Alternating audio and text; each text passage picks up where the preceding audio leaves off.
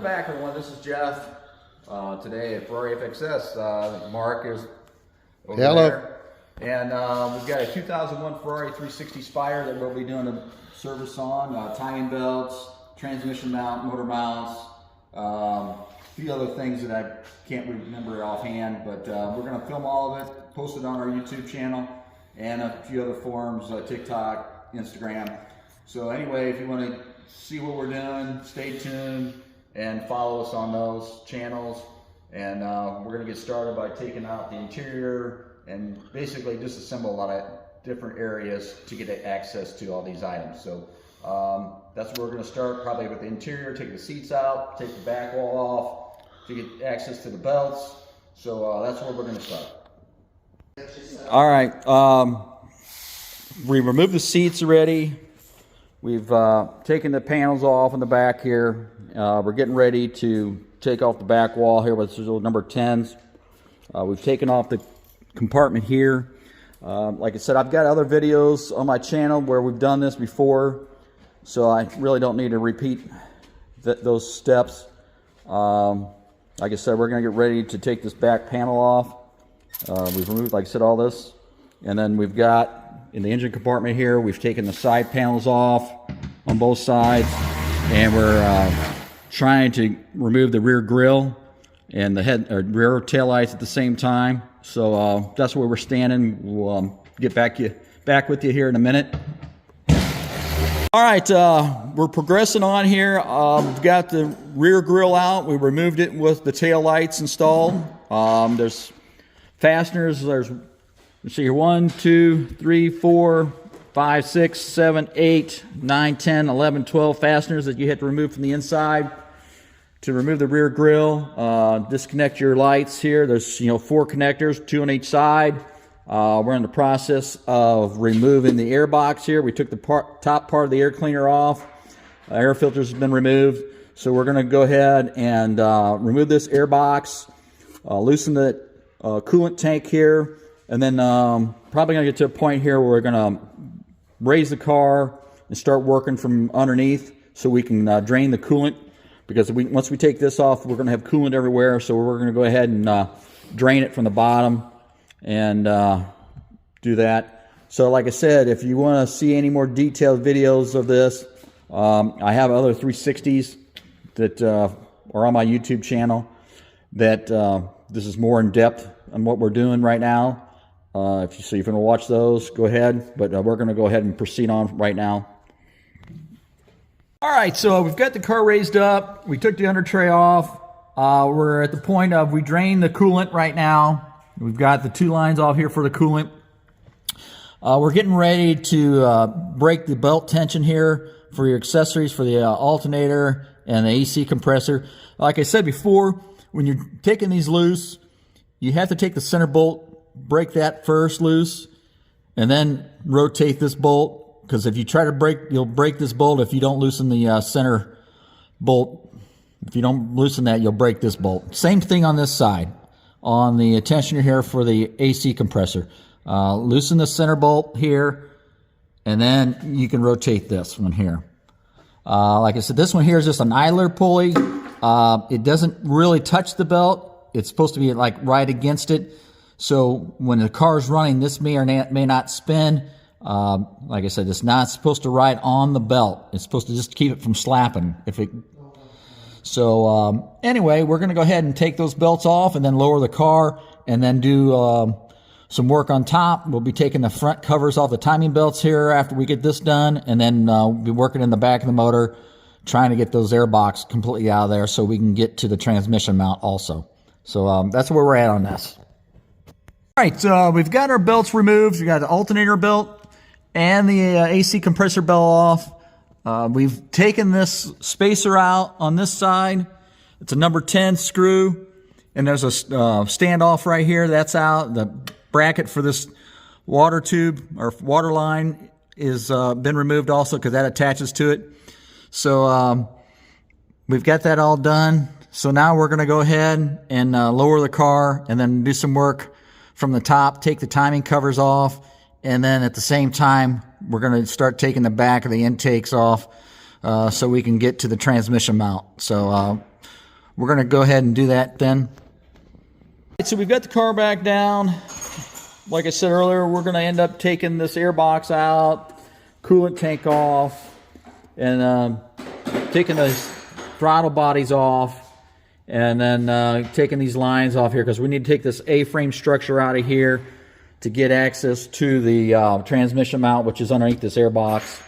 Plus, it just makes it easier to do a lot of things in here.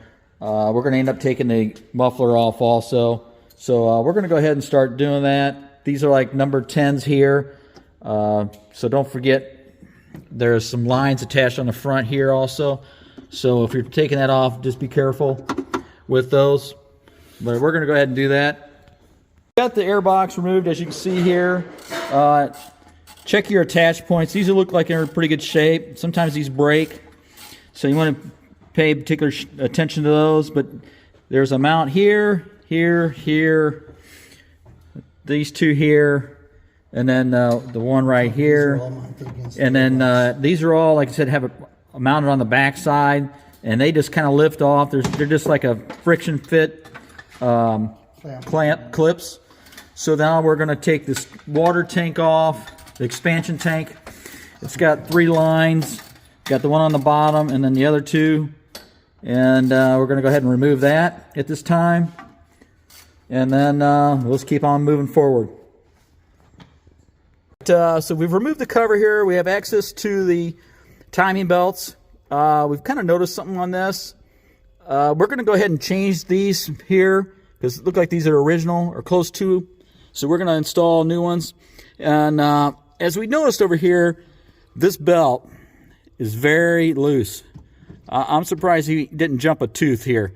But yeah, you should not see this when you're changing these belts. This is really bad. He is lucky that he didn't jump a tooth here because you should not be able to wiggle this belt at all. So it should be more like this side. This side's nice and tight. Like I said, there should be a frequency you're looking for. We'll go over that when we install the belts. We'll film the whole process while we're doing that. But this belt here is probably close to being correct tension. It may be a little off too, but it feels decent. But definitely this side here is definitely loose. So we're going to go ahead and take this apart here, set it on top dead center, get our timing all adjusted, and then we'll lock it in. We'll show you that. And then we're going to go ahead and change these on both sides because we're thinking these are original to the car, and then go from there. So we'll go ahead and start doing that and keep you posted. All right, so we've got our throttle bodies removed. We've got the bracket in between here removed. We've got this stuff just sitting here. You have all your lines on here yet. Just kind of keep an idea on what your routing, how your routing goes. This is their lines for your coolant tank. You might want to, if you got coolant, you might want to plug these so you don't have fluid coming out of there. So we're now working on the the hardware on the side here, and then we're taking this little bracket here for these lines here off. Once we get to that point, we're going to retract the top and get the front portion of it out. The bolt here for your mount, this is an eccentric, so when you twist this, it actually will move the mount up and down. So maybe mark it here, just a reference, kind of give you an idea when you put it back together. So we're going to go ahead and take that out. Eventually the cats and the exhaust is going to come out, so with a puller we'll be able to get in there. So we're going to go ahead and start taking this mount out. And then once you get this mount out, we'll have to put a jack underneath to hold it. So we're going to go ahead and move on. All right, so we've got to the point where we removed the wheels. We've taken the rear inner fender out to remove the bumper. We've got the bumper removed. We're now in the process of removing the exhaust. This is an aftermarket exhaust on here, tubing. So got a couple bolts here. You got your bolts here for your pipes. And then once those get loose, then you got the one up here on each side. In theory, that should come loose. So we're going to take that out. But anyway, we're proceeding on, and we'll continue to see what happens here, and stay tuned. All right, we've got the exhaust removed, and we've got more of the framework exposed here. So we're going to go ahead and starting to take out the framework here. We started taking these bolts out. There's one or two left in here. Here's your mount here. We'll have to support the transmission from the bottom. And then we'll have to remove the top, or put the top in a position to where we have access to the front support mount bolts for this framework. So we'll retract the top a little bit to expose those. And then other than that, that framework should be ready to pull out of here. So like I said, don't forget to take your tube off here, or loose. These tubes off of here, yes, right? And all the tubes on the front, or the back of it here. I don't think there's any on the front here. So anyway, we're going to go ahead and pull that out next and proceed on. Right, so we're getting ready to remove the framework here. We've got all the bolts taken out in the back. We've got our mount, transmission mount bolt out. We've got the 4 up front, actually 8, 4 on each side. And then we've got to take these pneumatic tubes off here on this canister. So we've got the blue one here on top, which goes to the left driver's side. Oh, I think it goes to the other one. Yeah, it goes to driver's side here on this solenoid assembly here. And then that's going to have to be removed because it's got to go through the framework. This one here with the T, this comes over here on the passenger side. Well, it actually goes over also to this valve assembly. But it's that goes also down to there. And then this one goes to the right side. So this one here, the lower one has the T, and the upper one's a single line with the blue tape. And then the others, these lines here, we just kind of set back over on the side here. We shouldn't have anything to do with those. Just remember when you take these off where they go, because you may set a check engine. So and then don't forget this bracket on the bottom. These are 2 number 10s for the oil lines here. Take those out. So we're going to go ahead and take this out. We've removed the A-frame. Got that all removed. So we're at the point where we're going to remove the transmission mount. And I've got the tool installed here. We're going to move it from right to left. We're going to pull it from this side, and it's going to go in the cup here. This does have a certain direction it goes in. It does have a chamfer on one side and none on the other. The chamfer side is the side that you want to pull, push from. Okay, I guess you're going to push from this way. I'll show you the new one. Where's it?